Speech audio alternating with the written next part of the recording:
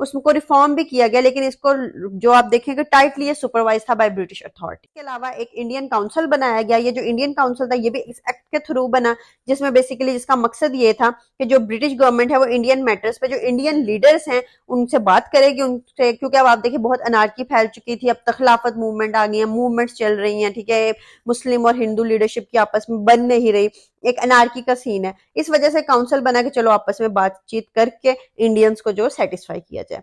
इसके अलावा इसमें रिजर्व और ट्रांसफर सब्जेक्ट्स की भी बात की, हम पहले भी ये बात कर चुके हैं कि प्रोविंशियल ऑटोनॉमी में कुछ आप उन्होंने कहा कि सब्जेक्ट्स हैं उनको रिजर्व कर लिया गया, कुछ को ट्रांसफर कर दिया गया। ब्रिटिश जो राज था, जो ब्रिटिश गवर्नर जनरल था, उसके पास कुछ रिजर्व सब्जेक्ट्स थे जिसमें डिफेंस था, एक्सटर्नल अफेयर्स थे, फाइनेंस थे, ये इंटायरली ब्रिटिश कंट्रोल के अंडर आ गए।